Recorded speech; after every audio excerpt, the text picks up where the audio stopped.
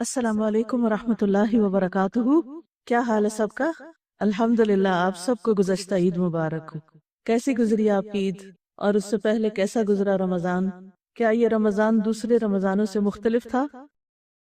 तो इंशाल्लाह आज की हमारी जो गुफ्तगू है वो रमज़ान के बाद नेकियों पर इस्तिकामत के बारे में है कि रमज़ान गुजरा और उसके बाद ये है कि अब हमें मज़ीद क्या करना है ताकि रमज़ान के जो फ़वाइद हैं या रमज़ान का जो मकसद है या रमज़ान के जो फल हैं वो हम खा सकें। इन्नल्लज़ीना क़ालू रब्बुना अल्लाह, बेशक वो लोग जिन्होंने कहा कि हमारा रब अल्लाह है, सुम्मा इस्तक़ामू, फिर वो इस पर जम गए, उन्होंने इस पर इस्तिकामत इख्तियार की। ततनज़्ज़लु अलैहिमुल मलाइका, उन पर फरिश्ते उतरते हैं। अल्ला तखाफू वला तहज़नू, कि न तुम खौफ खाओ न गम करो, यानी माजी का गम न खाओ और मुस्तकबिल का खौफ न करो। व अबशिरू बिल जन्नति लती कुंतुम तुअदून, खुशखबरी पाओ उस जन्नत की जिसका तुम वादा दिए जाते हो। नहनु औलियाउकुम फिल हयातिद दुनिया व फिल आखिरा, हम तुम्हारे दोस्त हैं दुनिया की जिंदगी में भी और आखिरत में भी। वलकुम फीहा मा तश्तही अनफुसुकुम, और तुम्हारे लिए वहाँ वो कुछ होगा जिसकी तुम ख्वाहिश करोगे। वलकुम फीहा मा तद्दाऊन, और तुम्हें वहाँ वो मिलेगा जो तुम तलब करोगे। नुज़ुलम मिन गफूरिर रहीम, ये गफूर रहीम रब की तरफ से मेजबानी होगी, तुम उसके मेहमान होगे। तो इससे बड़ी खुशखबरी क्या हो सकती है कि जो शख्स ईमान लाकर और ईमान में अमल सालेह शामिल होते हैं, ईमान लाकर अमल सालेह करके इस्तिकामत इख्तियार करते हैं, जम जाते हैं, जिन नेकियों को इख्तियार करते हैं फिर उनको छोड़ते नहीं, उनके साथ कंटिन्यू करते हैं, तो उनको फरिश्तों का साथ हासिल होता है, फरिश्तों की मदद हासिल होती है, फरिश्ते उनके दोस्त बन जाते हैं, फरिश्ते उनके दिलों में अच्छे ख्यालात डालते हैं, फरिश्ते उनके लिए कामों को आसान करते हैं, यानी नेकी के रास्ते पर चलना आसान कर देते हैं। फिर इंसान को इस बात का शिकवा नहीं होता कि मेरे साथ कोई नहीं, मेरा मददगार कोई नहीं, मेरा माहौल नहीं। नहीं, अगर आपके अंदर इस्तिकामत की नीयत है कि मैंने इसी रास्ते को इख्तियार करना है और इसको छोड़ना नहीं, तो अल्लाह की तरफ से ताईद आती है फरिश्तों की शक्ल में, और फिर इंसान फिक्रमंद होता है कि अभी तक तो सब अच्छा था, आइंदा क्या होगा। अल्लाह सुब्हानहू व तआला आइंदा के लिए वो खुशखबरी देते हैं फरिश्तों के जरिए, अल्लाह तखाफू, खौफ न खाओ, फिक्र नहीं करो, जिस रब ने अब नेकी की तौफीक दी वो आइंदा भी देगा। और फिर इंसान को इस बात का रिग्रेट और गम भी होता है कि मैं कुछ और भी करता, मुझसे ये भी नहीं हुआ।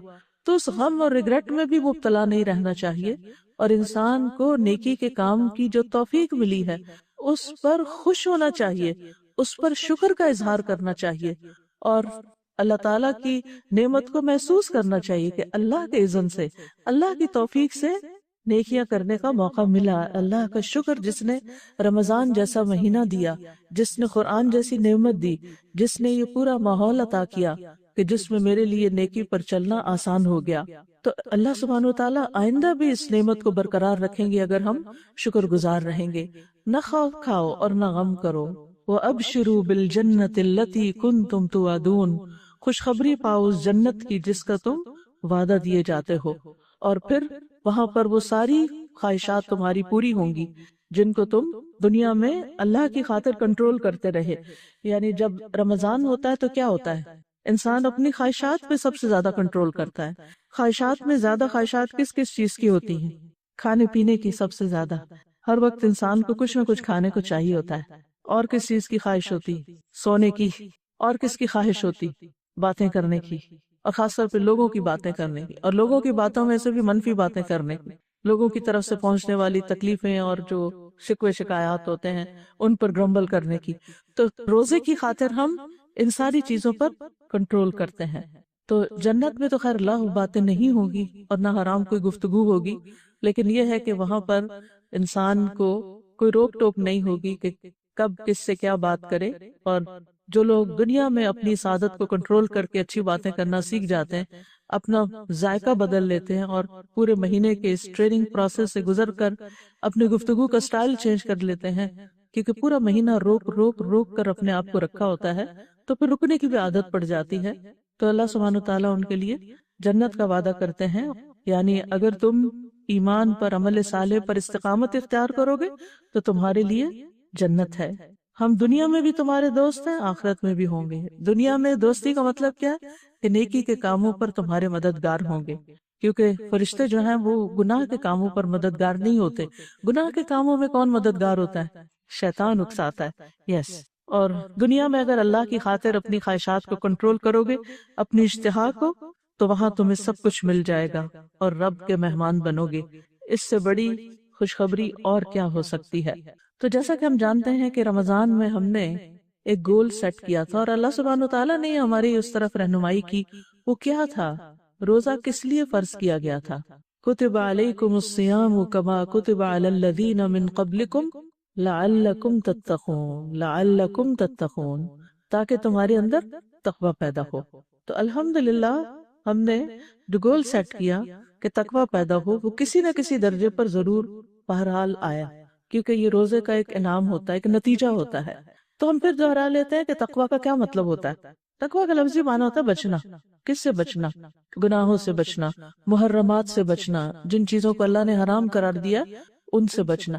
لیکن صرف بچنا ہی نہیں ہوتا، تقوی نیکی کی طرف بڑھنے کو بھی کہتے ہیں، یعنی اس میں اللہ تعالیٰ کی اطاعت بھی شامل ہوتی ہے اور اللہ کی نافرمانی کے کاموں سے بچنا بھی اس میں شامل ہوتا ہے۔ بعض سلف صالحین کہتے ہیں کہ اتقوا اللہ حق تقاتہ کا مطلب یہ ہے کہ اللہ کی اطاعت کی جائے، اس کی نافرمانی نہ کی جائے، اس کا ذکر کیا جائے اور اس کو بھولا نہ جائے، اس کا شکر ادا کیا جائے اور ناشکری نہ کی جائے۔ یہ ہے تقویٰ۔ تو کیا چیزیں اس میں آ گئی؟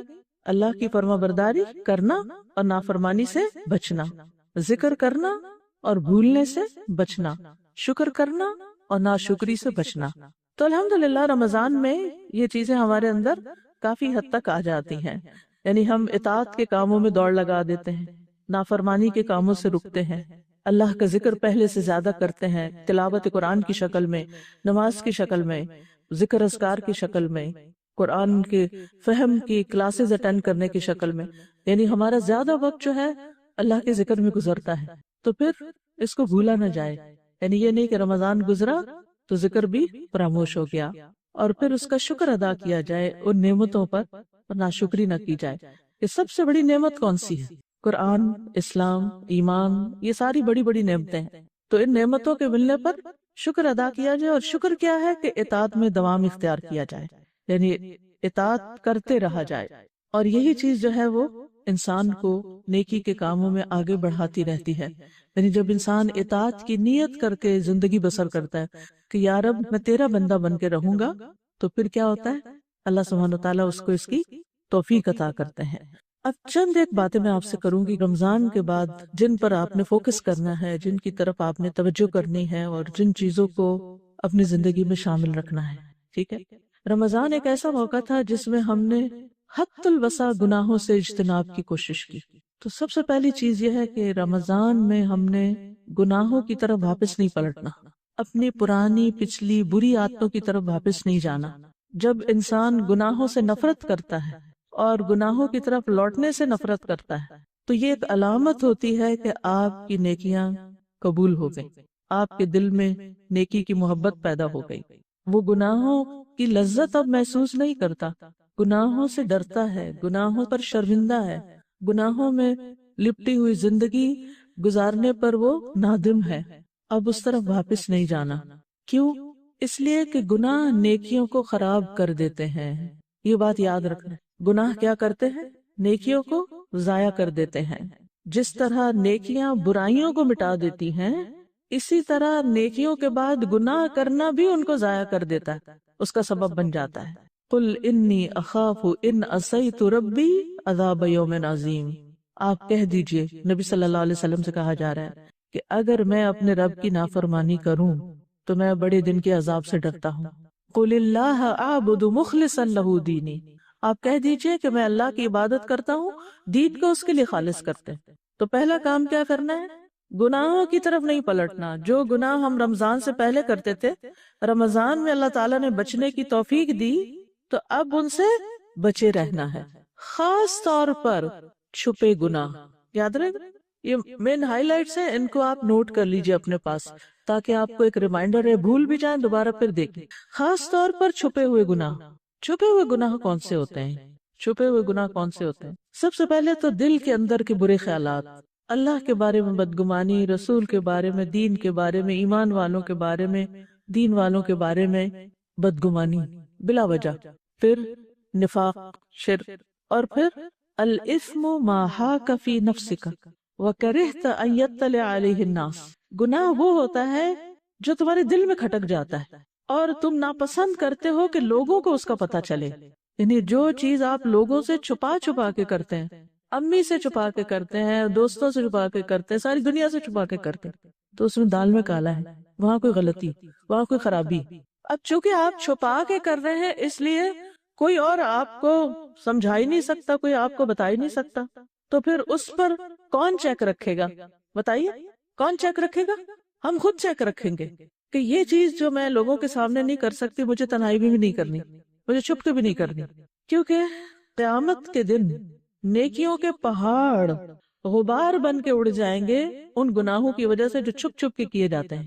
نبی صلی اللہ علیہ وسلم نے فرمایا، میں اپنی امت کے ان لوگوں کو جانتا ہوں جو قیامت کے دن سفید تہامہ پہاڑوں کی مانند نیکیاں لے کر آئیں گے، یعنی ڈھیروں نیکیاں لے کر آئیں گے، لیکن اللہ ان کی نیکیوں کو فضا میں پھیلے ہوئے غبار کے باریک ذروں کی طرح کر دے گا۔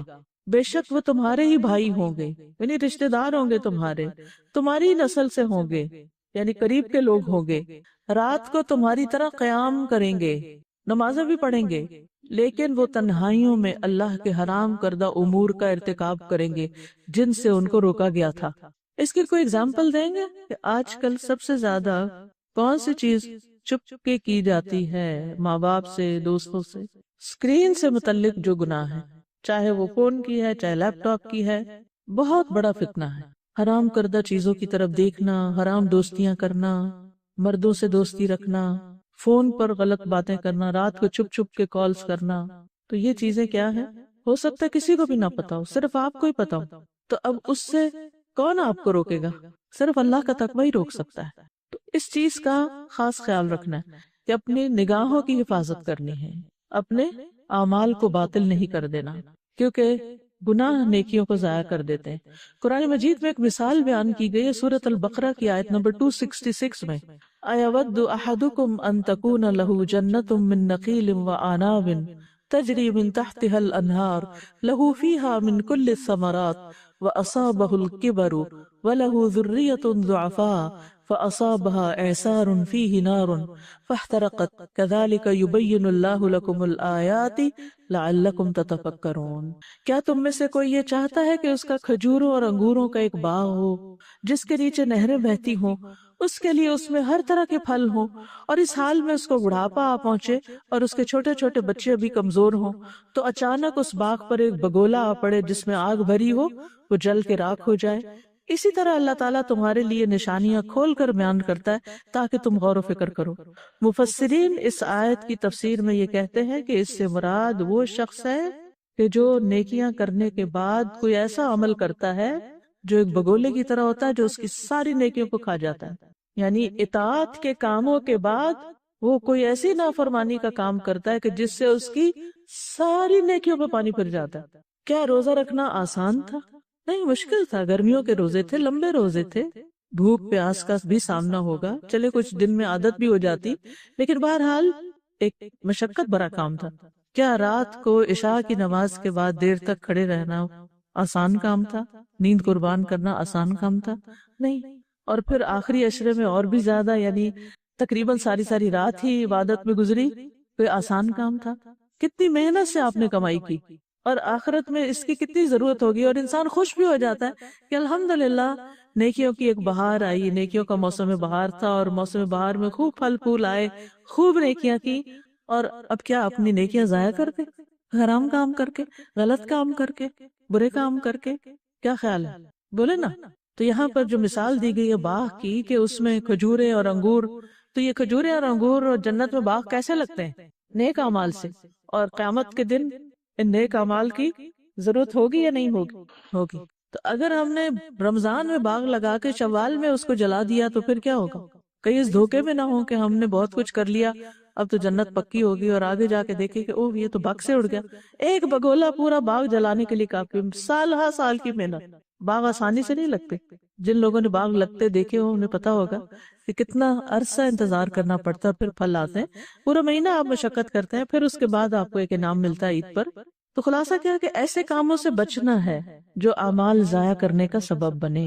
سورۃ محمد میں اللہ تعالیٰ فرماتے ہیں آیت نمبر 33، یا ایھا الذین آمنوا اطیعوا اللہ واطیعوا الرسول ولا تبطلوا اعمالکم، اے لوگو جو ایمان لائے ہو، اللہ کا حکم مانو اور رسول کا حکم مانو اور اپنے اعمال ضائع نہ کرو۔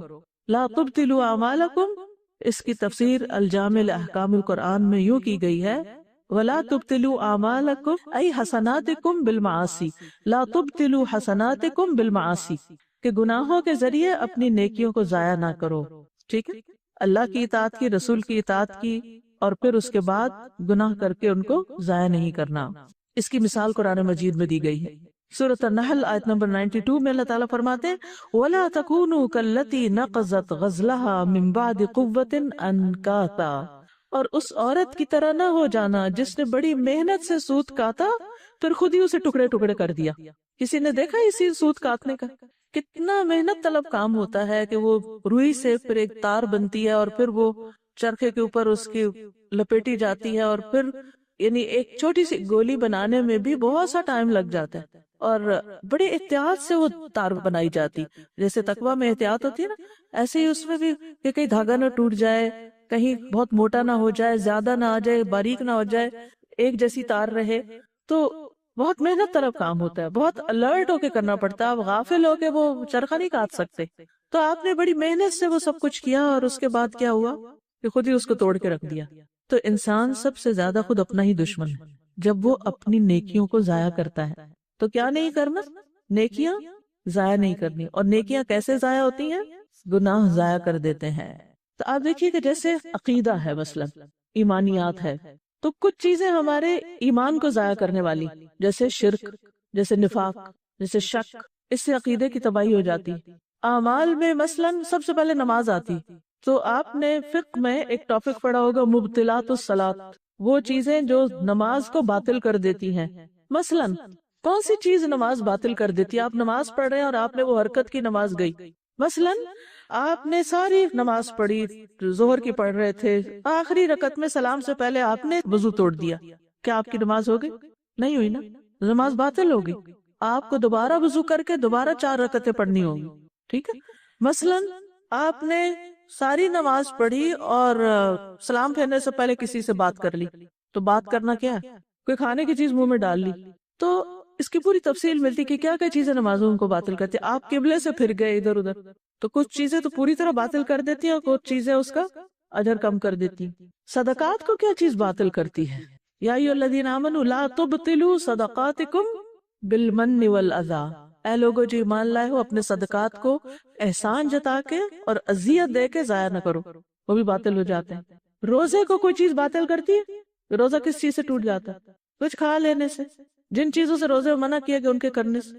تو اسی طرح نیکیاں کرنے کے بعد بھی کچھ اعمال ایسے ہوتے ہیں کہ جن کی وجہ سے انسان کی نیکیاں، چاہے آپ نے سارا رمضان اعتکاف کیا ہو، سارا رمضان آپ نے پرہیز کیا ہو، لیکن رمضان کے بعد آپ نے جو کچھ کیا اس کی ریاکاری کر کے میں نے یہ بھی کیا، میں نے یہ بھی کیا، تو ریاکاری بھی کیا کرتی؟ دکھاوا، یعنی شہرت کی طلب کہ لوگ مجھے نیک سمجھیں۔ تو ہم بعض اوقات کوئی ایک شخص بتاتا نا اس رمضان میں تو میں نے یہ اور یہ کیا، تو ہمیں بھی جوش چڑھ جاتا ہے، ہم بھی اپنی کوئی جو چھپی نیکی ہوتی ہے وہ بھی منہ سے نکال بیٹھتے ہیں۔ تو اس وقت اپنے آپ کو کنٹرول کرنا بڑا ضروری ہوتا ہے کہ جو چیزیں آپ نے رمضان میں صرف اللہ کے لیے کی تھی نا، چھپا کے صدقہ کیا تھا، چھپا کے کوئی نیک کام کیا تھا، بس اس کو چھپا ہی رہنے دے، بس وہ اللہ ہی کے لیے رہنے دے، ذکر نہ کریں کہ دل میں وہ نہ آ جائے کہ ہم بڑے نیک ہیں۔ اسی طرح اگر آپ نے کسی کی مدد کی، خدمت کی، کوئی بھی کسی کے لیے کچھ کام کیا، پھر آپ نے اس کو اذیت دی، مثلا کیسے؟ اس کے سامنے ذکر کر دیا، اس کو ڈانٹ پلا دی، مینشن کر کے کہ میں تو تمہارے ساتھ یہ کرتی رہی اور تم نے کیا کیا۔ تو ان چیزوں سے بچنا چاہیے۔ ٹھیک ہے، تو پہلی چیز رمضان کے بعد آپ نے کیا کرنی ہے؟ عدم الرجوع الی الذنب، گناہ کی طرف واپس نہیں جانا۔ جو گناہ رمضان سے پہلے تھے وہ نہیں کرنے، اور پھر اسی کے اندر کیا ہے، جو رمضان میں نیکیاں کی ان کو رمضان کے بعد گناہ کر کے ضائع نہیں کرنا۔ دوسری چیز، اگر آپ یہ چاہتے ہیں کہ آپ اس سے بچ جائیں، اس خسارے سے بچ جائیں، اس نقصان سے بچ جائیں، تو پھر آپ کو رمضان میں کی ہوئی اطاعت پر باقی بھی رہنا چاہیے۔ رمضان میں خاص طور پر آپ نے کون کون سی نئی نیکی کی یا نئی عادت ڈالی اپنے آپ کو، کوئی ایک چیز منشن کریں، ریاکاری کے طور پر نہیں، ویسے ہی ذکر کریں کہ رمضان سے پہلے آپ وہ نہیں کرتے تھے، رمضان میں کیا، وہ کیا چیز تھی؟ مثلا اشراق کے نفل، شابش، ٹھیک ہے، اب کیا کرنا ہے؟ اشراق کے نفل کو جاری رکھنا ہے، اشراق کے نفل جاری رکھنا ہے۔ کتنی دیر لگتی ہے اشراق کے نفل پڑھنے؟ لیکن وہ ہم کب پڑھ سکتے ہیں؟ جب ہم اپنا وقت ضائع کرنے سے بچے۔ رمضان میں چونکہ سارے مصروف ہوتے ہیں نا، تو پھر ٹائم ویسٹر ذرا کم ہوتے ہیں نسبتاً، کیونکہ شیطان بھی قید ہے، اور جو شیطان کے چیلے ہیں وہ بھی تھوڑے سے سدھرے ہوئے ہوتے ہیں اس کے اثر سے نکل کے، تو پھر وہ ہمیں اتنا نہیں الجھاتے۔ لیکن رمضان کے بعد وہ سب چھٹ جاتے ہیں اور پھر ہم پرانی عادتوں پہ آ جاتے ہیں۔ تو صلاۃ الضحیٰ جو ہے، صلاۃ الضحیٰ، اس کا اجر کیا ہے؟ ضحیٰ یا اشراق، یہ جو بھی یعنی دن کے نوافل ہوتے ہیں، حدیث میں آتا ہے من صلی الضحیٰ اربعا، جس نے ضحیٰ کی 4 رکعتیں پڑھی، وقبل الاولی اربعا، یعنی ظہر سے پہلے 4 رکعتیں پڑھی، بنی لہ بیت فی الجنہ، اس کے لیے جنت میں گھر بنا دیا جاتا ہے۔ یا ضحیٰ کی ہی 4 جو آپ نے پڑھی، اس کے بارے میں آتا ہے، اللہ تعالیٰ فرماتے ہیں، ابو داؤد کی روایت ہے، یا ابن آدم لا تعجز عن 4 رکعات من اول النہار اکفک آخرہ، اے ابن آدم دن کے پہلے حصے میں 4 رکعتیں پڑھنے سے عاجز نہ آؤ، میں دن کے آخر تک تمہارے لیے کافی ہو جاؤں۔ اللہ تعالیٰ توفیق بھی دیں گے نیکیوں کی اور نیکیاں سنبھالنے کی اور اچھے اچھے کاموں کی، اور جو ہمارے مسائل اور ہماری ضروریات ہیں ان کو بھی پورا کر دیں گے۔ ایک اور روایت میں آتا ہے صحیح الجامع میں، ارکع لی 4 رکعات من اول النہار اکفک آخرہ، دن کے اول حصے میں 4 رکعتیں پڑھ لو، دن کے آخر تک میں تمہیں کافی ہو جاؤں گا۔ اور ویسے بھی حدیث میں آتا ہے کہ لا یحافظ علی صلاۃ الضحیٰ الا اواب، ضحیٰ کی نماز کی حفاظت صرف اواب ہی کرتا ہے، اور اس نماز کو صلاۃ المغفرہ و توبہ اور ہدایہ بھی کہا گیا کہ یہ توبہ کی نماز ہے، یہ مغفرت کی نماز ہے، ٹھیک ہے؟ یعنی چاشت کی نماز پڑھنے سے اللہ تعالیٰ ہمارے معاملات کی ذمہ داری لے لیتے ہیں، اور معاملات میں سبھی چیزیں آ جاتی ہیں، عبادات، ضروریات وغیرہ سب کچھ۔ یہ جسم کے 360 جوڑوں کا صدقہ ہوتا ہے۔ ہمارے پاس ہر روز اتنے پیسے نہیں ہوتے کہ ہم صدقہ کر سکیں، یعنی زیادہ، بہت زیادہ اجر کا باعث ہے، یعنی اس کے پڑھنے سے حاجتیں پوری ہوں گی انشاءاللہ۔ تو کم از کم 2 رکعتیں تو ضروری پڑھیں، لیکن 4 پڑھیں گے تو جنت کی بشارت بھی ہے۔ تو رمضان میں جو نیکیاں آپ نے کی ان پر کیا کرنا ہے؟ دوام اختیار کرنا ہے۔ اگر آپ اشراق یا ضحیٰ، چاشت کی نماز نہیں پڑھ سکتے تو آپ اپنا محاسبہ کریں، کون سے ایسے کام میں پڑ گئی تھی کہ جس نے میری یہ نیکی گنوا دی کہ میں اس کو نہیں کر سکی۔ شیطان کبھی بھی نہیں چاہتا کہ ہم یہ کام کر سکیں، لہٰذا وہ ہمیں غیر ضروری جھگڑوں میں، فساد میں اور غیر ضروری چیزوں میں الجھا دیتا ہے۔ اگر آپ ایک ہاؤس وائف ہیں، بچوں کو آپس میں لڑا دے گا، آپ وضو کر کے کھڑی ہیں، کوئی فون کال آ جائے گی اور آپ نے اٹھائی تو سمجھا دیکھ لو پتہ نہیں کوئی ضروری نہ ہو، اور وہ پورے 10 منٹ لے گئے۔ وہی 10 منٹ آپ نے یہ 4 رکعتیں پڑھ لینی تھی، اور وہی 10 منٹ آپ کے فضول فالتو باتوں میں لگے، صرف لوگوں کو خوش کرنے میں۔ اور جب خاص طور پر آپ کو پتا ہو کہ کال اتنی ضروری نہیں، تو آپ کس طرح معذرت کر سکتے؟ میں ایکچولی وضو کر کے کھڑی تھی، اگر آپ مجھے اجازت دیں تو میں پہلے یہ نماز پڑھ لوں۔ تو وہ دوسرے شخص کے پاس جو شکوے شکایتیں اور وہ غصہ اور پتہ نہیں کیا کچھ ہوگا آپ پہ جھاڑنے کے لیے، سنانے کے لیے لوگوں کی شکایتیں، وہ بھی ٹھنڈا ہو جائے گا 10 منٹ میں، اور ادھر آپ بھی اپنی نماز پڑھ لیں گے۔ ہمیں معذرت کرنی آنی چاہیے، دوسرے سے اجازت لینی چاہیے۔ اگر آپ اجازت دیں تو میں ذرا یہ کام کر لوں پہلے۔ بعض اوقات بچے عین اس وقت آ جاتے ہیں، ہمیں یہ چاہیے، تو انہیں کہے کہ 10 منٹ دیتے ہیں آپ مجھے، جیسے یوسف علیہ السلام نے کیا تھا نا، کیا کہا تھا؟ کھانا آنے سے پہلے میں آپ کو بتاتا ہوں خواب کی تعبیر کیا، تو اگلا ٹارگٹ دے کے بس 5 منٹ کی بات ہے، تھوڑا سا مجھے ٹائم دے دے، تھوڑی سی اجازت دے دے، تو انشاءاللہ آپ دیکھیں گے کہ اگر آپ نے نیت کر لی نا، اور یاد رکھیں نیت کے ساتھ اگر آپ دعا کریں گے نا کہ یا اللہ میں نے یہ کام کرنا ہے، آپ مجھے توفیق دیں، مجھ سے کروا لیں، شیطان کو مجھ سے دور رکھیں، بس مجھے کرنا ہے۔ دنیا کے کاموں میں ہم ضد لگا لیتے ہیں یہ کر کے چھوڑنا ہے، تو نیکی کے کام میں کیوں نہیں ضد لگاتے اپنے آپ سے کہ کر کے چھوڑنا ہے؟ اور آپ یقین کریں کہ وہ 5 منٹ، اگر 2 رکعت پڑھنی 5 منٹ، وہ 5 منٹ اگر آپ نے نکال لیے نا اپنی زندگی میں سے، اور اگر 5 کے 10 نکال لیے تو باقی بہت سے کاموں میں آپ کا وقت بچے گا۔ کیا رمضان میں وقت کی برکت نہیں ہوئی؟ کون سی چیز چھوٹ گئی؟ ٹھیک ہے کچھ غیر ضروری چیزیں ضرور چھوٹ گئی، لیکن ضروری کام تو کھایا پیا سوئے سب کچھ کیا، وہ تو ہو ہی گیا نا۔ تو یاد رکھیے کہ رمضان کے بعد شیطان جب چھٹ کے آتا ہے تو اس کا سب سے بڑا ہدف کیا ہوتا ہے کہ جو انہوں نے کیا وہ ان سے ضائع کراؤ، اور جو عادتیں ان کی پڑی ہیں وہ ان کی ختم کرواؤ۔ اور کیا کرتے ہیں رمضان میں ہم؟ تلاوت زیادہ کرتے ہیں یا روزانہ کرتے ہیں، تو دو چیزیں نا، زیادہ بھی کرتے ہیں اور روزانہ بھی کرتے ہیں۔ رمضان میں کوئی دن ہم مس نہیں کرتے۔ تو آئندہ زندگی میں آپ نے کیا کرنا ہے؟ تلاوت روزانہ کرنی، چاہے تھوڑی کریں یا زیادہ کریں، اور اس کا بھی اگر آپ ٹارگٹ سیٹ کریں نا اتنی تو کرنی ہے۔ یہ صرف اللہ کی توفیق سے ہوتا ہے۔ جب اللہ توفیق دیتا ہے نا تو شیطان کو بھی باندھ دیتا ہے۔ پھر ہم یہ نہیں کہہ سکتے وہ شیطان غالب آ گیا تھا اور یہ ہو گیا۔ شیطان کس پہ غالب آتا ہے پتہ ہے آپ کو؟ یہ بھی نہیں کہنا چاہیے شیطان آ گیا تھا مجھ پہ، اس سے شیطان بڑا خوش ہوتا ہے۔ استحوذ علیہم الشیطان فانساہم ذکر اللہ، شیطان ان پہ غالب آ گیا۔ منافقین کے بارے میں آتا ہے، اس نے ان کو اللہ کا ذکر بلوا دیا، تو اللہ کی مدد مانگی۔ ٹھیک ہے، تو رمضان کی عبادات کی قبولیت کی ایک علامت یہ ہوتی ہے کہ انسان رمضان کے بعد بھی اطاعت کے کاموں میں جلدی کرتا ہے اور اپنی ان عادات کو کنٹینیو کرتا ہے۔ حسن بصری کہتے ہیں ان من جزاء الحسنۃ الحسنہ بعدہا، نیکی کی جزا میں سے یہ بات ہے کہ نیکی کے بعد پھر نیکی کی توفیق ہوتی ہے۔ ومن عقوبۃ السیئۃ السیئۃ بعدہا، اور گناہ کی سزا یہ ہے کہ گناہ کے بعد پھر مزید گناہ کا دروازہ کھلتا ہے اور گناہ کرتا ہے انسان۔ فَإِذَا قَبِلَ اللَّهُ الْعَبْدَ، جب اللہ بندے کو قبول کر لیتا ہے، فَإِنَّهُ يُوَفِّقُهُ إِلَى الطَّاعَةِ، تو اس کو اطاعت کی توفیق دیتا ہے، وَيُصْرِفُهُ عَنِ الْمَعْصِيَةِ، اور اس کو گناہ کے کاموں سے پھیر دیتا ہے۔ اچھا اور کیا کرتے تھے ہم رمضان میں؟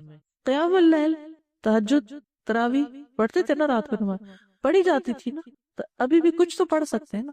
قیام اللیل ہوتے ہیں رات کے نوافل، جیسے دن کے نوافل ضحیٰ کے میں نے آپ کو بتایا، اسی طرح رات کے نوافل ہیں۔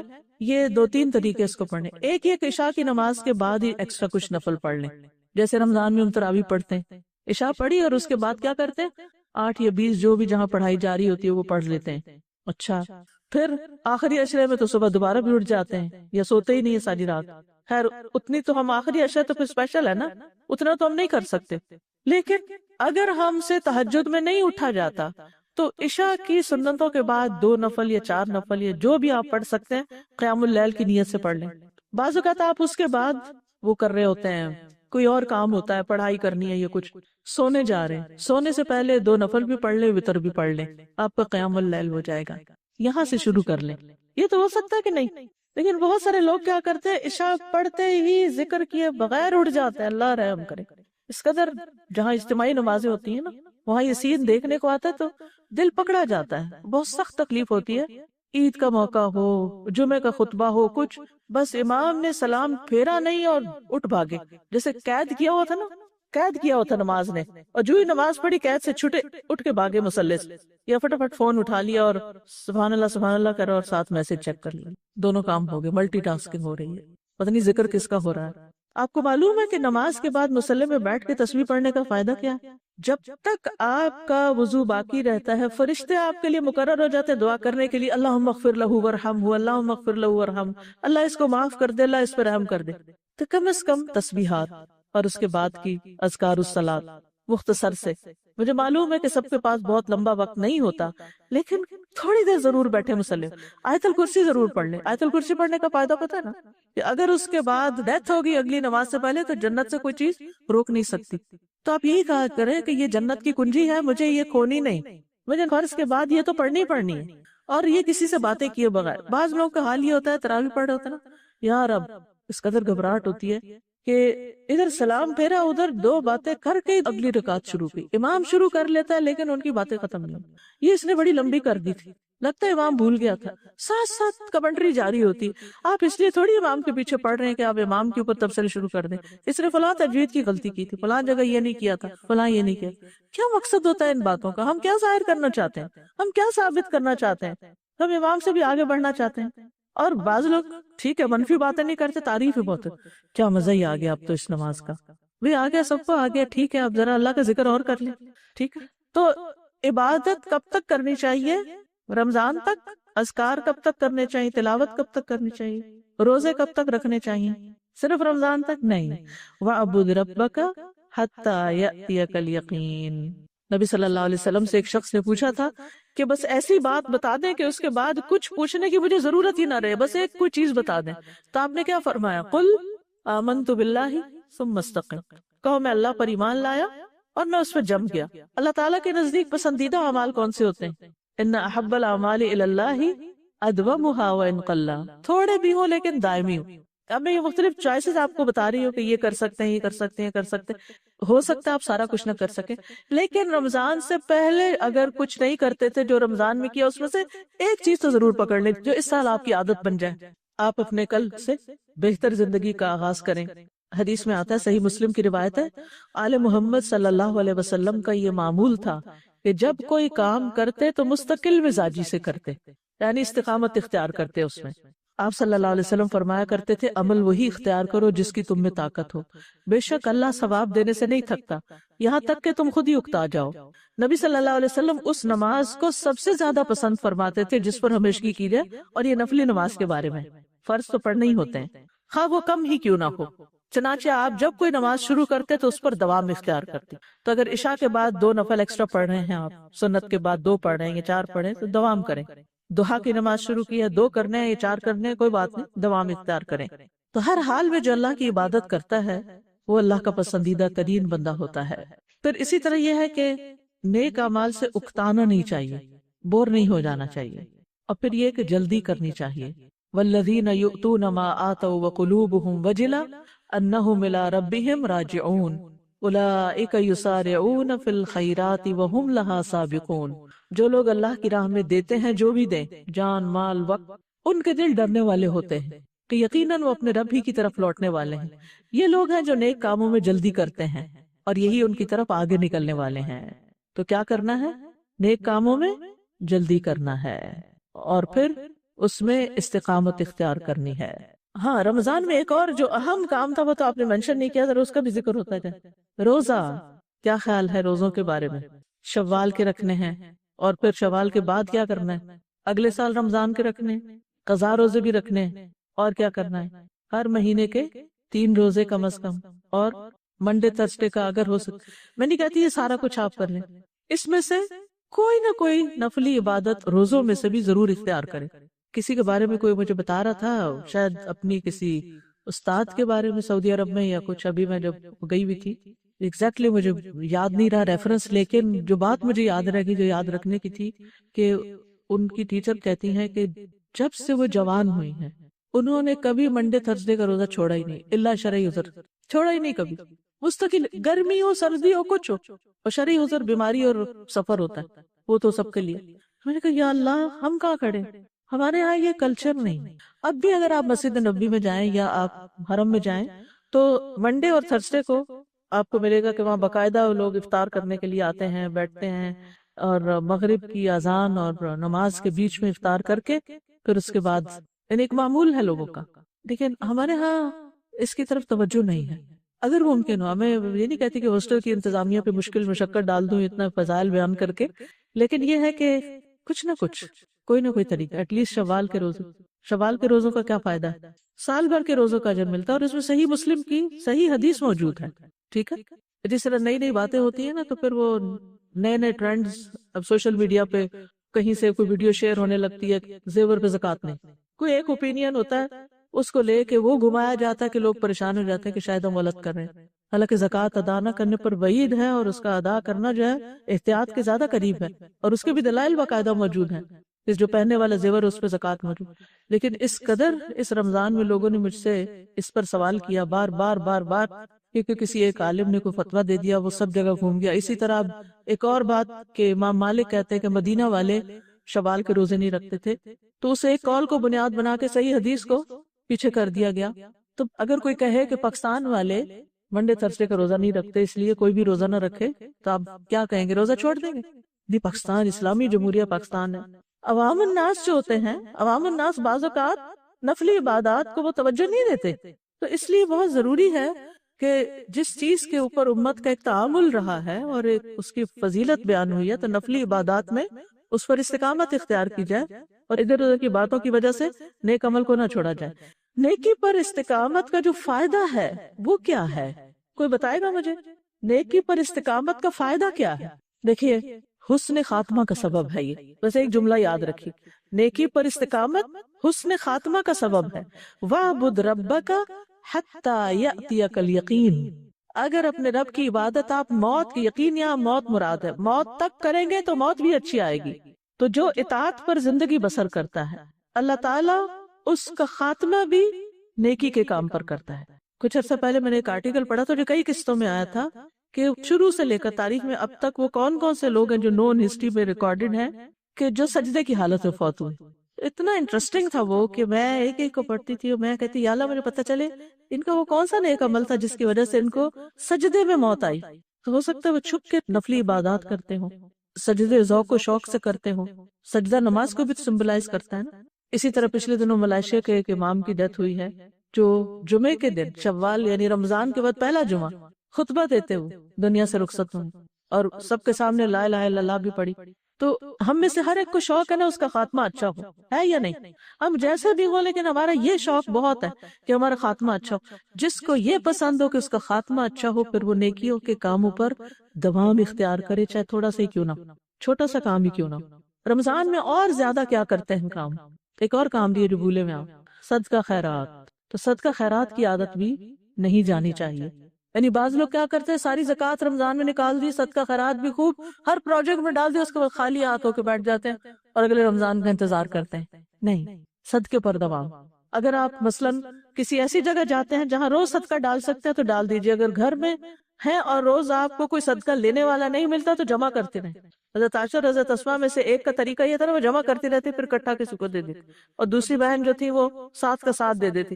بعض اوقات ایسی سچویشن ہوتی ہے ہم روز کا روز دے سکتے ہیں اور بعض اوقات روز غریب کو نہیں دے سکتے یا کسی پروجیکٹ میں نہیں ڈال سکتے تو اس کے لیے سیونگ کرتے جائیں اور اس میں سے نکالیں نہیں دوبارہ پر. وہ بس نکل گیا آپ کے ہاتھ سے، آپ اس کو صدقے کی نیت سے الگ رکھتے رہیں اور جہاں موقع ہو جب موقع ہو ساتھ لے جائیں اور آپ اکٹھا ڈال دیں. ابن کثیر الدمشقی کہتے ہیں لقد اجر اللہ الکریم عادتہ بکرمہ، اللہ تعالیٰ جو الکریم ہے اس کے کرم کی عادات میں سے یہ ہے ان من عاش علی شیء مات علیہ، جو جس چیز پہ زندگی بسر کرتا ہے اسی پہ مرتا ہے. ومن مات علی شیء بعث علیہ یوم القیامہ، اور جو جس چیز پہ مرتا ہے قیامت کے دن اسی پہ اٹھایا جائے گا. جیسے جو حج کے لیے نکلتا ہے لبیک پکارتا ہوا اور احرام کی حالت میں فوت ہو جاتا ہے تو قیامت کے دن کیسے اٹھے گا؟ کیسے اٹھے گا؟ لبیک پکارتے ہوئے اٹھے گا، شہید اپنے خون کے ساتھ اٹھے گا. تو اسی طرح جو نیک کام کرتے ہوئے آپ فوت ہوں گے قیامت کے دن اسی کے ساتھ پھر اٹھائے بھی جائیں گے، نیکی کی گواہی کے ساتھ پھر آپ کی بعثت ہوگی. اس لیے زندگی میں کچھ آتے ہی تو عبادات سے متعلق ہے. عبادات کے علاوہ یعنی قرآن، ذکر، صلاۃ کی پابندی اور حسن نوافل بھی شامل کے علاوہ ایک اور چیز ہے علم. جو علم کے راستے پر چلا وہ کس راستے پہ چلا؟ جنت کے راستے پر. سیکھنا اور سکھانا ختم نہیں کرنا، کچھ بھی ہو کہیں بھی ہو.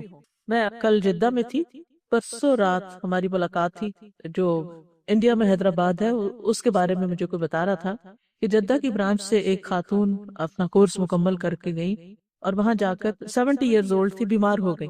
بیمار کیا ہوئی کہ ان کے ہر روز رات کو ڈائلسس ہوتے ہیں، اور ڈائلسس کا پتہ ہے نا آپ کو جو گردوں کی صفائی مشینوں سے ہوتی ہے کتنا تکلیف دہ پروسیس ہوتا ہے. دیکھو کہتی ہے کہ ہر روز رات میں وہ کروا کے ہر روز صبح کلاس لیتی ہیں، ایک دن بھی مس نہیں کرتی. اپنے گھر میں ہی انہوں نے کلاس شروع کی ہوئی ہے کہ کہیں اور نہیں جا سکتے. کہتے اتنی استقامت ان کے اندر کے اتنے سخت پروسیس سے گزر کر بھی انہوں نے اپنا کام نہیں چھوڑا.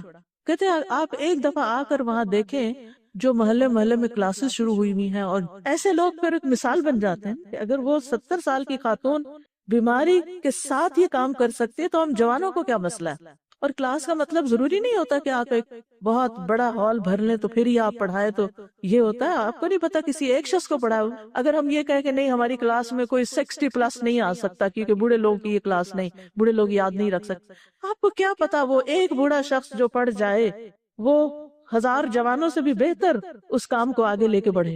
تو آپ خود سوچئے کہ آپ کی محنت ضائع نہیں جاتی چاہے ایک شخص پر بھی ہو، لیکن وہ ایک شخص آپ کو باندھ لیتا ہے. اگر آپ ایک شخص کے ساتھ مل کر قرآن پڑھتے پڑھاتے ہیں، اور اب تو آپ دیکھیے کہ فون پر، اسکائپ پر، سوشل میڈیا کے ذریعے، آن لائن بے شمار ٹیکنالوجی کے ذریعے طریقے نکل آئے کہ آپ بہت ڈسٹنس پر بھی ہوتے ہوئے آپ لوگوں کے ساتھ قرآن کا مذاکرہ اور درس و تدریس اور تعلیم کا کام کر سکتے ہیں. تو بہت ضروری ہے کہ آپ کیا کریں؟ علم کا کام کریں. ایک اور چیز، غور و فکر. انہیں 5 چیزیں آپ نے تھام کے رکھنی ہیں اپنی زندگی میں، ان پہ استقامت اختیار کرنی ہے. نماز، ذکر، تلاوت قرآن، علم کا سیکھنا اور سکھانا، اور غور و فکر کرنا، ریفلیکٹ کرنا، چاہے اکیلے چاہے کسی کے ساتھ. اللہ سبحانہ تعالیٰ نے انسان کو جو فضیلت بخشی ہے باقی مخلوق پر، وہ کس بنا پر؟ اس کی عقل کی بنا پر اور اس کے بیان کی بنا پر. علمہ البیان. اگر آپ اس زبان کو اللہ کے ذکر میں، اللہ کی اطاعت میں، اللہ کے کتاب کی تعلیم میں استعمال نہیں کرتے تو پھر آپ اپنے آپ کو ضائع کر رہے ہیں. یعنی باقی لوگوں سے تو ہو سکتا ہے یہ توقع نہ رکھی جائے، لیکن قرآن پڑھنے والوں سے کیا توقع رکھی جا سکتی کہ وہ پڑھ کے بھلا دیں اس کو، اور پھر قیامت کے دن پروفٹ اس بات کا شکوہ کرے کہ ان قوم اتخذوا ھذا القرآن مہجورا، کہ میری اس قوم نے قرآن کو چھوڑ دیا تھا. تو اس کو فار لائف اختیار کرنا ہے. سیکھنا اور سکھانا دونوں چیزیں. رب زدنی علما، یعنی کہ کبھی بھی قرآن کے عجائبات ختم نہیں ہوتے. ایک دفعہ پڑھنے سے سب کچھ سمجھ نہیں آتا، ایک دفعہ ختم ہو پھر دوبارہ شروع کر دے، پھر دوبارہ شروع کر دے، پھر دوبارہ شروع کر دے. اللہ تعالیٰ فرماتے ہیں افلا یتدبرون القرآن، کیا یہ قرآن میں غور و فکر نہیں کریں گے؟ ام علی قلوب اقفالها، کیا ان کے دلوں پہ تالے، ان کورس کرنے کے بعد دل پہ تالا چڑھائے، کنڈی لگائی، بس ختم ہو گیا سارا سلسلہ؟ نہیں، اس کو جاری رکھنا ہے. ٹھیک ہے. امام ابن تیمیہ کہتے ہیں اگر کسی کو دیکھنا ہو کہ کسی کی رمضان المبارک کی عبادت قبول ہوئی یا نہیں تو اس کے رمضان کے بعد والے اعمال دیکھو.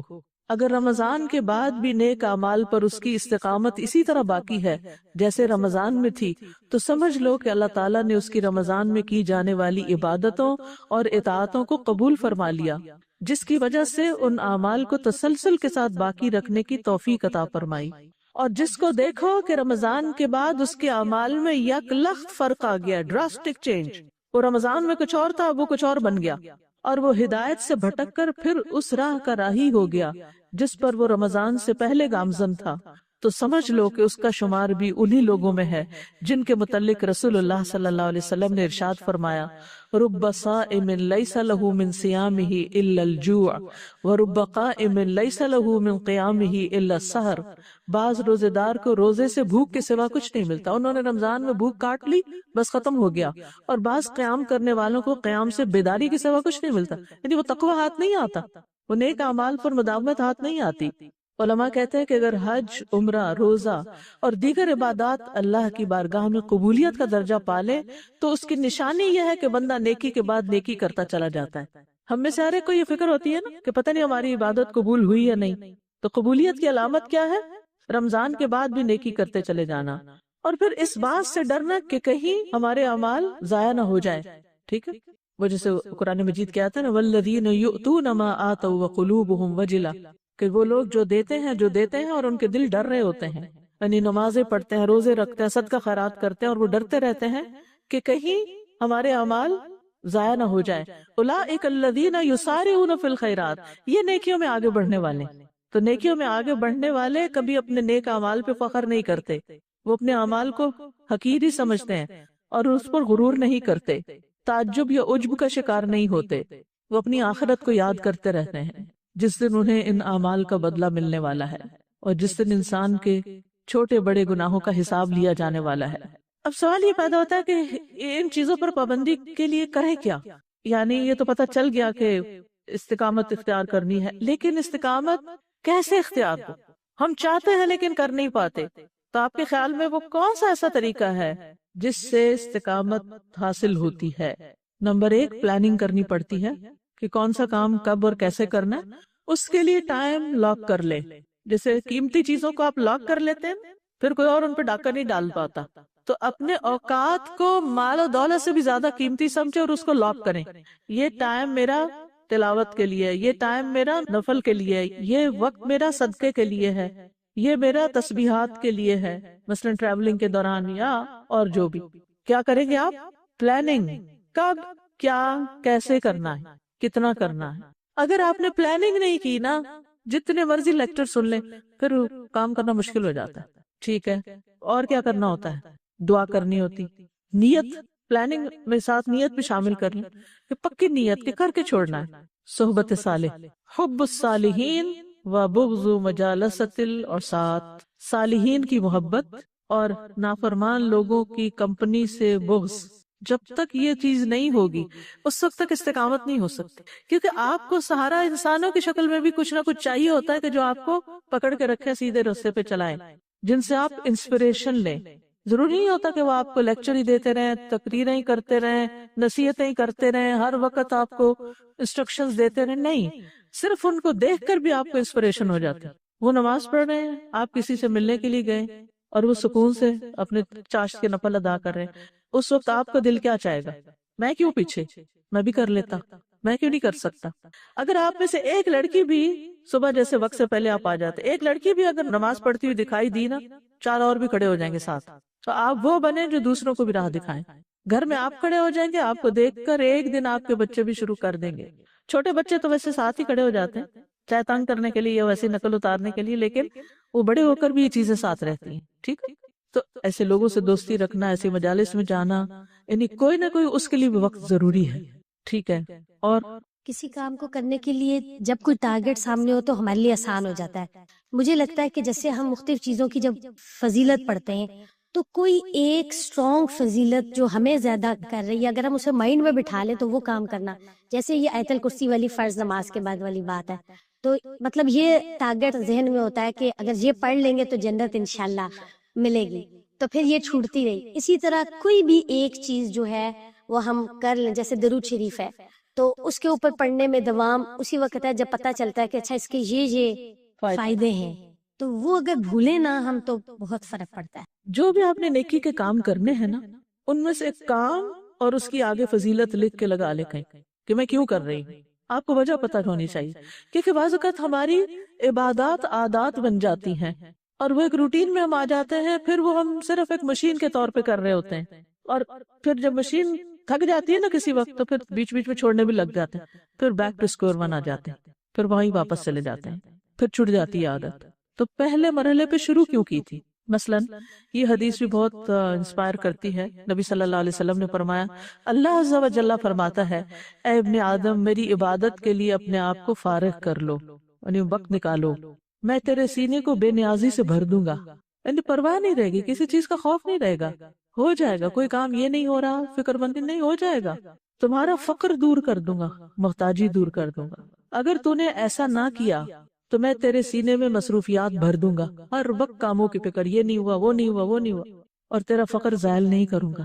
تو کتنا ضروری ہے کہ ہم وقت نکالیں، اپنے جو گول سیٹ کریں، پھر ان کے لیے اپنا وقت بھی مخصوص کریں. جس طرح اور کام ضروری سمجھ کے کرتے ہیں، ان کاموں کو بھی ضروری سمجھ کے کریں. پھر ایک اور حدیث ہے احکامات کی حفاظت کے بارے میں، احفظ اللہ یحفظ کا، احفظ اللہ تجدہ تجاہک. اللہ کی حفاظت کرو، وہ تمہاری حفاظت کرے گا. اللہ کی حفاظت کرو، تم اسے اپنے سامنے پاؤ گے. یعنی مراد ہے اللہ تعالیٰ کے احکامات کی، یعنی حرام چیزیں وغیرہ سے بچنے. قبولیت کے اوقات میں دعائیں کہ اللہ تعالیٰ میں نے یہ کام کرنا ہے، آپ مجھے کرنے کی توفیق دیں، آپ میرے لیے آسان کر دیں. اس دعا کو پلے باندھ لیں، اللہم لا سہل الا ما جعلتہ سہلا وانت تجعل الحزن سہلا اذا شئت. اللہ کچھ بھی آسان نہیں جب تک تو آسان نہ کرے، اور جب تو چاہے مشکل کو آسان کر سکتا ہے. تو یہ مشکل آسان کرتا ہے، کیونکہ عبادت کرنے کے لیے اندر بھی رکاوٹیں ہیں، دل نہیں مانتا، نفس نہیں، جسم، سستی، بیماری، کیا چیزیں بیچ میں آ جاتی ہیں آڑے، پھر باہر کا ماحول، پھر شیطان، کتنی رکاوٹیں. تو ان سب کو کراس کرنا ایک مشکل کام ہے، لیکن اللہم لا سہل الا ما جعلتہ سہلا. یعنی جب آپ ارادہ کریں کسی نیک کام کا تو فوراً سوچیں، جب دوسرا خیال آئے گا میرا نہیں خیال میں کر سکوں، بہت لمبے روزے ہیں. اگر پچھلے سال ان دنوں رمضان تھا نا، ابھی تو رکھے تھے نا روزے، تو اس سال بھی رکھ سکتے ہیں. اس کا مطلب تو جو ہی آپ خوف محسوس کریں میں نہیں کر سکتی، ڈرنے لگے، ہچکچائیں، فوراً دعا کریں، اللہم لا سہل الا ما جعلتہ سہلا. اور پھر کبیرہ گناہوں سے بچتے رہیں، استقامت کی دعا بھی کریں، اللہم انی اسألک الثبات فی الامر والعزیمۃ علی الرشد. اور پھر یہ دعا جو ہے، یہ 2 دعائیں سجدے میں مانگنا شروع کریں. امام ابن تیمیہ یہ دعا سجدے میں مانگتے تھے، رب اعنی علی ذکرک و شکرک و حسن عبادتک. سجدے کی دعائیں قبول ہوتی ہیں. اگر یہ دعا قبول ہو گئی تو انشاءاللہ سارے جو ہم نے ٹارگٹ سیٹ کیے وہ ہو جائیں گے. اور ایک اور دعا، اللهم أصلح لي ديني الذي هو عصمة أمري وأصلح لي دنياي التي فيها معاشي وأصلح لي آخرتي التي فيها معادي واجعل الحياة زيادة لي في كل خير واجعل الموت راحة لي من كل شر۔ اے اللہ میرے دین کو درست کر دے، میرا دین بالکل ٹھیک ہو، نماز روزہ ہر چیز پرفیکٹ ہو جائے، جو میرے معاملات کا محافظ ہے، یعنی اسی سے میری حفاظت ہونی ہے دنیا میں بھی آگے بھی، اور میری دنیا کو بھی درست کر دے جس میں میرا معاش ہے، جہاں میں رہ رہا ہوں میرے حالات آسان کر دے، میرا رزق روزی کا معاملہ، میرے اور جو رکاوٹیں ہیں جن جن چیزوں میں وہ دور کر دے، اور میری آخرت کو درست فرما دے جس کی طرف میری واپسی ہے، اور میری زندگی کو ہر بھلائی میں میرے لیے زیادتی کا باعث بنا دے، اور موت کو میرے لیے ہر شر سے راحت بنا دے۔ کتنی خوبصورت دعا ہے۔ اگر عشاء کے بعد یا تہجد کے وقت 2 نفل بھی آپ کو پڑھنے کو مل جائے نا، تو ایک رکعت میں ایک دعا اور دوسری رکعت میں دوسری دعا، آپ دیکھیں تو صحیح کہ کیسی کیسی تبدیلیاں آتی ہیں زندگی میں۔ آپ کو جب کم ہمت ہی ہونے لگے میں نہیں کر سکتی، اٹس ٹو مچ، شیطان بہت زیادہ احساس دلاتا۔ لیکن میں سوچتی ہوں کہ جو لوگ یہ سارے کام کرتے ہیں وہ بھی تو اسی دنیا میں رہتے ہیں نا، اور ان ساری چیزوں کے ساتھ کر لیتے ہیں۔ یعنی بڑے سے بڑا نقصان کیا ہوگا؟ نقصان کا مطلب کمی کس چیز کی وجہ سے؟ گناہوں کی، بری عادتوں کی، ٹائم ویسٹرز کی، کیونکہ اچھی چیزیں ان کو ریپلیس کر لیں گی تو ان فضولیات کے لیے وقت نہیں رہے گا۔